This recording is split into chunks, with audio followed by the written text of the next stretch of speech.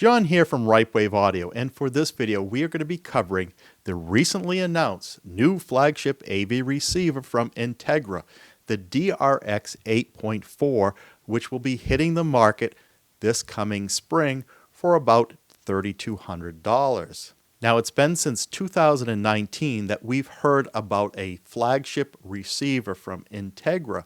Now let's step back to 2019 so we could take a look at the receiver that this new unit's going to be replacing. So in 2019, they announced the DRX-7.3 along with a couple of other products I'll talk about in a second. But the 7.3, which you can still see on the Integra website today, sold for $2,399. And it gave 13 channels of processing capable of doing a 7.2.4 configuration, had 9 channels of amplification when driven at 8 ohm loads, 2 channels driven 135 watts per channel. Now, also, when this was announced in 2019, there were 2 other models mentioned, but I can't find any evidence that these actually hit the streets. This was the DRX-1.3. That was really supposed to be the flagship receiver, and it was very much like the DRX-7.3, with what I understand the main difference was on the amplification. Instead of being 9 channels, it was supposed to be 11 channels of amplification, and instead of being 135 watts, gave you 5 more watts of amplification into those channels for 140 watts, and they said this would use a Class D3 amplifier. I can't find mention of what class the DRX 7.3, but it could have also been a D3. So that was really supposed to be the flagship, the DRX R1.3. Now there was also a 1.1 that was out there and did hit the streets, but this was supposed to be the 2019 model. Also in that announcement was the DRC R1.3, which was a processor separate and was to sell for $2,499. But I don't think that ever hit the streets. So what is missing, what has been missing in the Integra portfolio is the flagship receiver and the processor separate. So this new announcement fills in that gap for the receiver, but we still don't know about the processor. Now, at this point, let's take a step back and see how we got here. And of course, Onkyo, Pioneer, and their custom installation market brand Integra are now all owned by Vox International. And we can see this shot here from their website and the brands that they own. Clips, Jammo, Hiko, Pioneer, Onkyo, Integra, Magnet, Energy, and of course Elite, which is the Pioneer upper brand.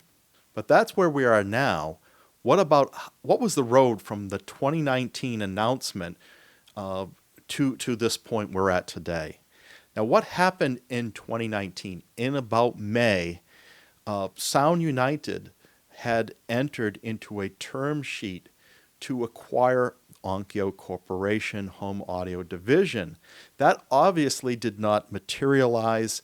That would have been very interesting. Of course, Sound United themselves has since been acquired. So a lot's been going on in the marketplace.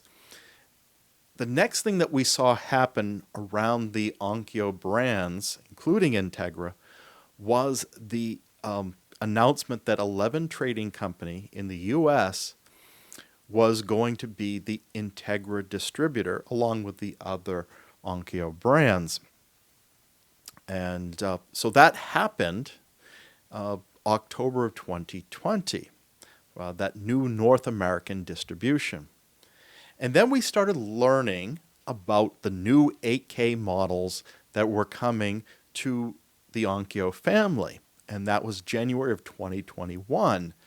But still no flagships being announced for any of the brands and no processor separates. And then in May of 21, we saw the Vox letter of intent that now they were going to acquire the Onkyo Home Entertainment Corporation. And that did get finalized in September of the same year. And so the stage was set. And Vox did this acquisition using their premium audio company, PAC, wholly owned subsidiary of Vox, which focuses on consumer products, to handle this. Now, this was a joint venture with Sharp Corporation, who was going to handle the manufacturing of these products. And this was a 75% ownership. And it wasn't until last July of 22, that the distribution for Europe, Middle East, and Africa was settled, and that premium audio company themselves were going to deliver the distribution for those regions. 11 trading companies still handling North America. So that's now sets the stage for this new model, which you learn about at the beginning of March in 2023. And this is the DRX 8.4. Again, this is a 8K model, just like the models we learned about 2 years ago. This one is similar to the 7.3 in that it has 13 channels of processing, but this time it's with 11 channels of amplification, similar to that flagship, which we did not see, that was announced back in 2019. And this time it's at 150 watts, but not being a Class D3 amplifier, but rather a brand new Class AB amplifier. And this is really the first product that's coming out of the new Vox PAC-driven company since the acquisition. So this is the first product we're seeing, and this is going to hit the streets at $3,200 and will be coming this spring. Now, one thing I'm seeing right away is, again, they have not gone through any length to change the styling of this unit. They are keeping the same 2019 styling between generations here. Now, the remote, I haven't seen a full color picture of the remote yet, but I think it's very much like the remote that was with the DRX 7.3. Here they are side by side, and you can see all the buttons seem to be in the same places, the knobs, etc. And the remote, although it has a different model number on it, looks almost identical. The buttons are all in the same places. I think the same words are on there, so I don't know why they needed to increment the model number, but they have.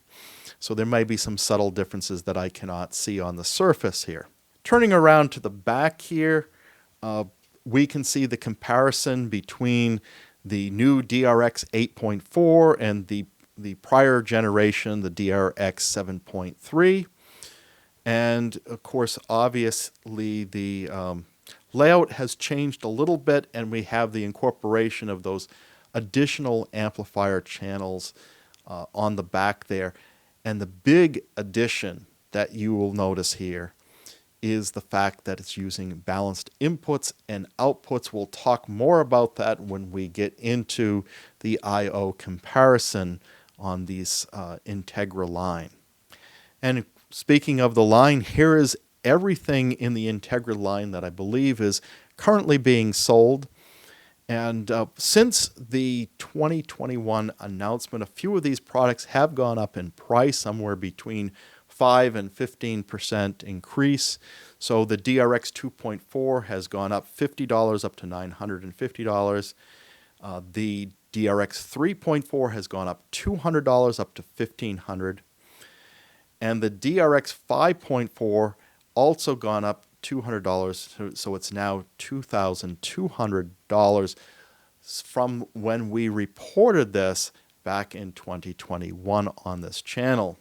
So here we have the DRX 8.4, and I think for the focus of this review, we're going to look at more of the comparison between the 8.4 and the 7.3, which is the product that mostly resembles the new 8.4. But if you're still trying to figure out where in the line you're going to be able to, is going to be the best for your situation, we're including all of the range in here just to help you do your own analysis.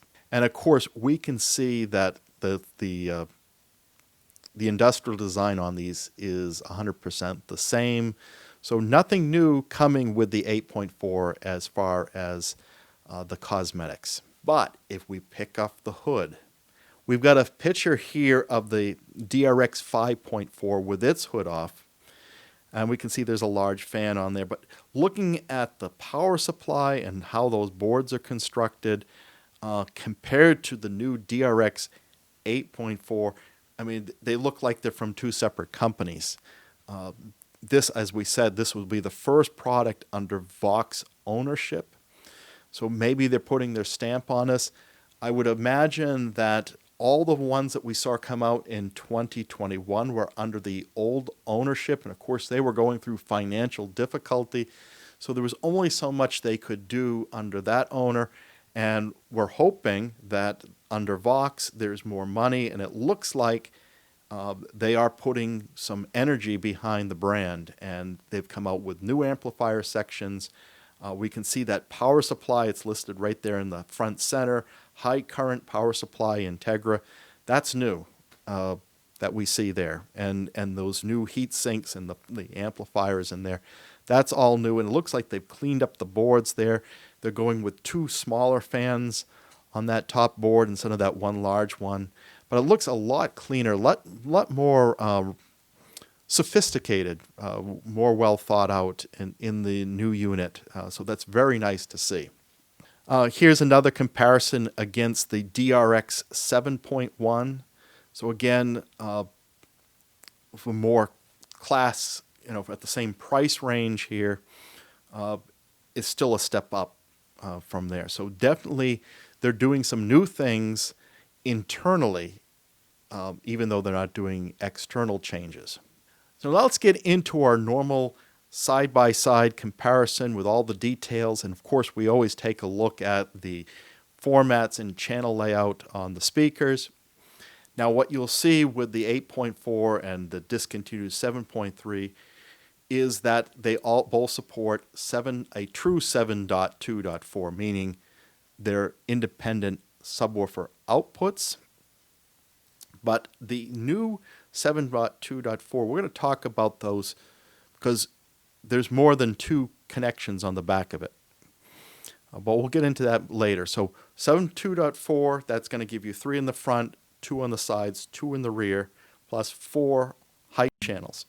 As you go into the lower models, you go down in channel counts. So like with the 5.4, it still supports a 7.2.4 configuration, but the subwoofers are in parallel, so they're not independently controlled. And the rear speakers, you'll have to power those with an external amplifiers because it only has 9 channels of amplification, as was on the 7.3. So that 8.4 gives you that everything you need internally to power all those speakers, which is really nice. The 3.4, you're making a trade-off of whether you're going to power those rear speakers or a second row of heights. And then with the 2.4, you will have a maximum of one row of heights, or you're doing the rear speakers. And that's a choice. Do I want height speakers or do I want rear surrounds? And that's the trade-off you have to make when you go down to an 8-channel unit. So that becomes a 5.2.2 or a 7.2.0 system. Now, all of these support the Dolby Atmos and DTS:X formats. None of them support DTS:X Pro. But what we're seeing with the new 8.4 is the first time that Aural 3D is going to be offered. Now, it's colored blue for now because this won't be available to what I understand will be a June firmware update. So we'll be looking forward to that, and it'll be only a couple months. If we're talking spring for the release and then June for the firmware, so they'll get that pretty quickly, and there's no additional charge to get the Aural 3D. And I know there's a lot of fans of the Auramatic upmixer. Now, these all have a 1/4-inch headphone jack on the front, which we always like, an AM/FM radio, which is excellent because it's hard to get external tuners. And the power is determined when you order it. So depending what country you're in, you'll get the right voltage for your region. This is not selectable in the field. When it comes to some of the other formats, IMAX Enhance and Dolby Vision is present on all of these. When it comes to calibration, now one of the neat things that the Onkyo family of brands have done is they've introduced DRX Live. Now, the one thing that was missing there was bass control. Everything else from Pioneer, Onkyo, and Integra up to this point didn't have the bass option from DRX Live. With the new 8.4, they finally deliver this. And so you'll be able to upgrade to a single subwoofer bass control for $350 or go all the way up to multi-sub for $500. So you finally got that option. And for all of these, they still have the ability to do the original Accu EQ correction from Integra, and Onkyo use that too. And of course, the unit that it's replacing never had DRX Live, so this is a big addition if you're coming from that product. Now, THX Select. Now, this is one thing that really stands the Onkyo brands apart. There's no other receiver that I believe that in our whole analysis that is doing THX certification. So they're maintaining this, and the 8.4 is no different, still supporting THX Select. Now, you don't get that on the entry-level models, the 2.4 and the 3.4, but it is on the 5.4 on up there. Now, I want to talk about something that when the Integra and Onkyo products first were announced in 2021, and with knowing that Vox was going to acquire and that Klipsch was one of its brands, they were creating this synergy and that they were going to have a special Klipsch optimized mode. And you look on the website and they talk about this mode. For the 5.4 and the 3.4 and the 2.4 products, but I can't find it in the manuals.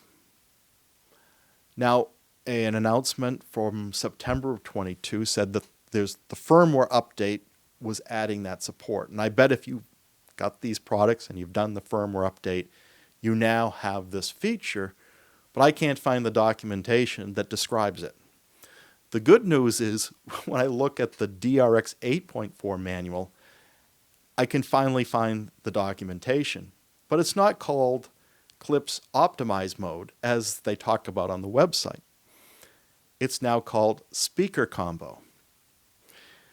And essentially what this does is let you choose crossovers, the point. And with their intimate knowledge of Klipsch, because it's one of their brands, they know the optimal crossover frequency for each of their speakers that are in their reference and reference premiere lines. So you can go into this setting, and here's an excerpt from the manual, and for each of the speakers, front, center, etc., you're able to specify which Klipsch reference or reference premiere speaker you're using. Now, if you have other Klipsch models or other brands, this feature won't help you. You'll just have to manually set your crossovers, which still can be done. So I wanted to call your attention to this, but I haven't seen a lot of chatter on this and how well it actually works. So if you know something about, does this really add a lot of value to the Integra and Onkyo products? Now, I haven't heard it's on the Pioneer, but I definitely know it's on Onkyo and Integra. So that feedback would be useful. So moving on, let's take a look at the DACs. Now, I still don't know what DACs are in the 2.4, 3.4, and 5.4, but because Integra is not posting it anywhere, and I haven't seen any notes out there. But For the DRX 8.4, they are putting it right on the website. This is using two ESS 9026 Pro chips. And so this tells us a little bit about the capabilities of this product. Now, this is the same chip that Sony's using in some of their new releases as well. Now, Sony has on their 7000, their flagship, one little higher than Integra, but this is still a well-regarded chip, and the specs here show that. The product that it's replacing, the 7.3, used an AKM chip. Now, we know the availability of AKM has gone down since they had their fire, but they're ramping up their production facilities. But nevertheless, looks like Onkyo, under this new ownership, has now moved over to the ESS chips for this caliber of product. And this, they advertise, will ultimately put out, when you take the DAC plus everything else downstream from it, gives out a 107 dB signal to noise at 0.08%. Now, PCM decoding for all of these is at 24192, which is great, and DSD 256 support is inherent in these. That's really good, and where most companies only go to DSD 64 or somewhere in between, this 256 is among the highest we've seen for support for DSD. So very nice to see there. Now, for the lower end models, signal to noise is only slightly 1 dB less, and everything else is the same. So slightly better on the 8.4 on the output specifications. Now let's look at the I/O. Now all of these have 6 HDMI inputs. On the outputs, they at least support 2.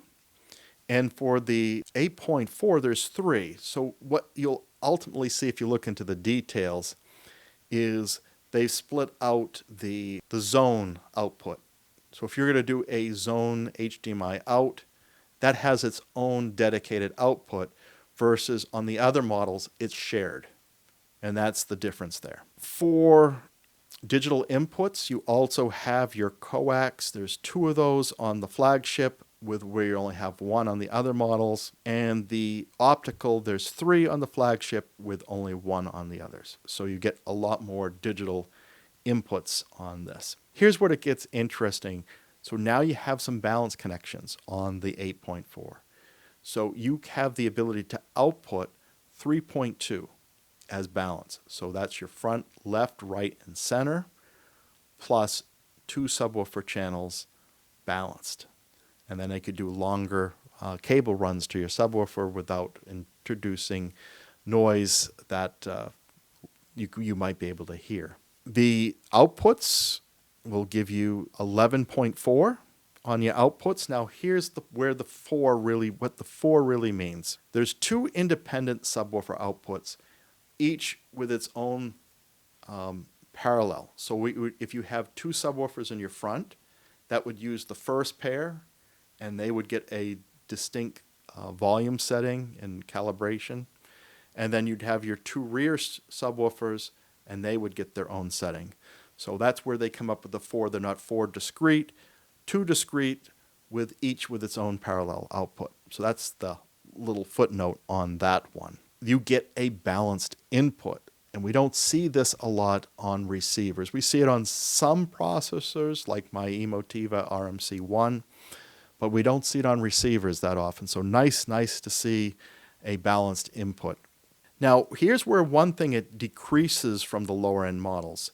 On the analog inputs, you go from 6 down to 4. So you lose 2 analog inputs, but all these models have a moving magnet phono input. This is one of the few models that still retains component and composite inputs, but no outputs. So you can consume 2 channels of composite and 1 channel of component on these models except for the 2.4. And I'm not talking about the 7.3 too much because it's discontinued, but not a lot of changes there. Okay, deep dive into the back of the unit here on what's really special here. Number one, the balanced inputs. Okay, nice to have. Number two, the balanced front and sub outputs. Now, it's only 2 subs on the balanced outputs. On point 3, where we've got our unbalanced connections, this is where you have the parallel pairs. So subwoofer 1 pair A and B, which could be used for the front of the room, and subwoofer 2 pair A and B, which could be out in the rear of the room. And then finally, point 4, and this is really special, and I didn't call up about this earlier, but your zone outputs on this new unit are 2.1. And I don't know of any other receiver or even processor separate that's doing this today. I hope this becomes a trend. You have that, not just your left and right, but a subwoofer output. That's really cool. And you get it for zones 2 and 3. Now on to the next section. Let's a little deeper into the HDMI. As I said, these are 8K on the new ones. The 7.3 it's replacing was not. It was a 4K unit, 4K 60. So these all take up to 4K 120, 8K 60, high frame rates. As we mentioned before, 6 in, 3 out on this new model, whereas your 8K is all 6 inputs are 8K. And that is the same with the 5.4, the 3.4, and the 2.4 is unique because only 3 of the inputs are 8K. But otherwise, 6, all of them are 8K. They all support eARC. Even the discontinued model supported eARC, even though it wasn't an HDMI 2.1 product. They all support variable frame rate. They all support QFT, ALLM, DSC. Now, the 8.4 does not list quick media switching, but the other models do, so I'm wondering if this is just a literature error. So I would imagine they would be consistent throughout. So that's something we're going to monitor, but we can't check it off until we see the confirmation. They all support hybrid log gamma and HDR, HDR10 plus. Now the old 7.3 didn't do the 10 plus, but they all support Dolby Vision. They all support IMAX except for the 2.4, and they all support HDCP 2.3, even the discontinued model. On to networking. All have a 10100 Ethernet port. All have a good wireless Wi-Fi, A, B, G, and AC. For the Bluetooth, now Bluetooth coming in, they all support using your tablets or your phones through Bluetooth to stream music to the receiver using SBC. Of course, that's the lowest quality, or AAC. And that's Bluetooth 4.2, not 5, 4.2. None of these do 5.0. The new models all support Bluetooth to speakers and headphones using either SBC or aptX or aptX HD. So this is good. You get aptX HD out to that, so it's a good high quality Bluetooth going out to your speakers or headphones. None of the advanced networking features are there. We only see in kind of higher end processors. For control, they all support Alexa and Google and Josh I/O. They all support infrared, 2 in, 1 out. They all have a DB9 serial connector. They all have 3 trigger outputs. And of course, Integra being their integration brand, would naturally support these. Now they publicly claim support for Control 4 and Creston, but I bet you could get it to work with some of these other ones as well. As we always say, we just talk about the posted advertised integrations that they have. When it comes to streaming ecosystems, AirPlay, Chromecast, Sonos, Roon, Spotify, DTS, Playfi. Now, Roon, there's another one that they say this going to come with the June 23 update, which isn't that far away. Now, the one thing that Onkyo and Integra seem to have stopped talking about since their 2019 products is Flare Connect. I can't read anything on the new products that say that's still supported. And this is when Onkyo was trying to introduce their own ecosystem. I don't think there's really any need for it. There's so many others out there that have taken over the market.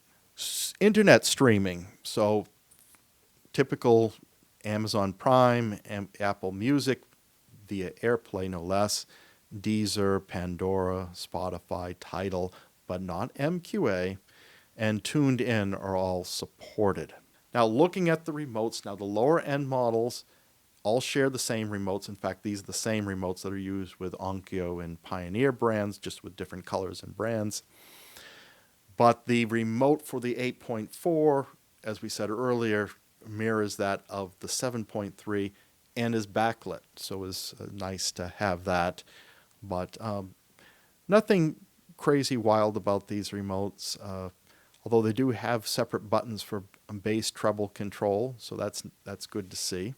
And then as far as the dimensions, the new flagship 8.4 is the largest, 7.8 inches, 198 millimeters high, 18.5 inches deep, 470 millimeters in metric, and then the width is 17.1, 435 millimeters. This comes in at a whopping 49.6 pounds, so this is one of the heaviest AV receivers out there, 22.5 kilograms. This consumes 1,095 watts. The standby power is only a tenth of a watt, so that's good. Now, the product that it's replacing is a little bit lighter. Now, granted, it has 2 less channels of amplification. It says that it is 310 watts consumption. Now, is that because it's a Class D? It's lower. It just seems so much lower than all of these models. That's why I kind of ghosted it out, because I was questioning that. But maybe that's the answer. It seems to be everywhere on their website and manuals. These are all made in Malaysia. From what I understand, there's a 3-year warranty on all of these. That covers the physical details. And now look at the software. They do have an on-screen display setup. And here's some screenshots from that, just to give you a feel for what it might look like when you plug it in. And it has, of course, the calibration, which is an external application from Dirac Live. Of course, they have their own calibration, which is built in. But this is if you use the premium Dirac Live, which is included. What that will look like. And then they have also a remote app. Now, there's a remote app from 2020 that's still available for download, and here's what that looks like.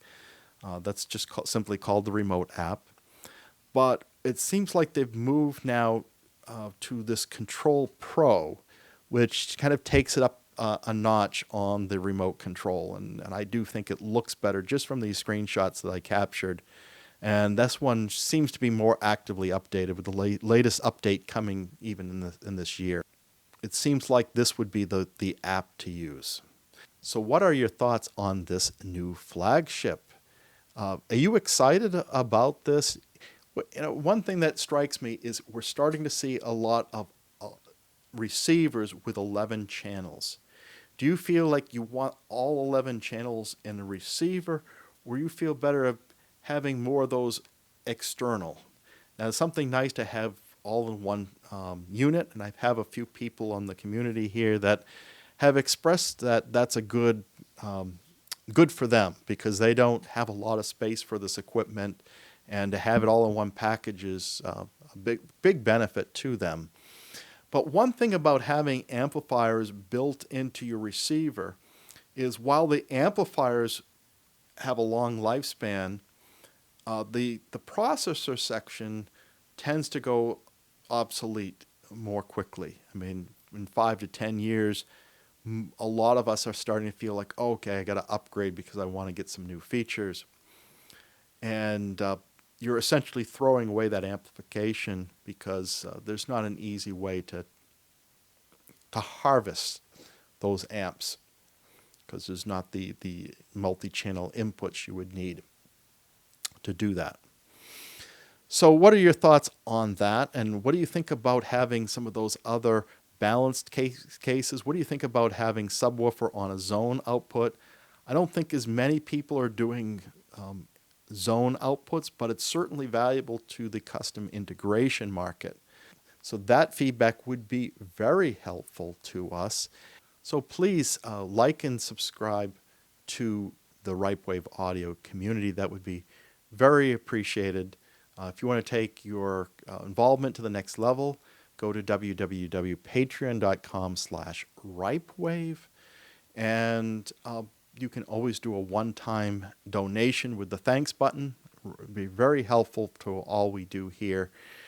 And nevertheless, you can hit that bell icon so you'll get notified when the next video is posted. Until then, keep evolving your audio experience.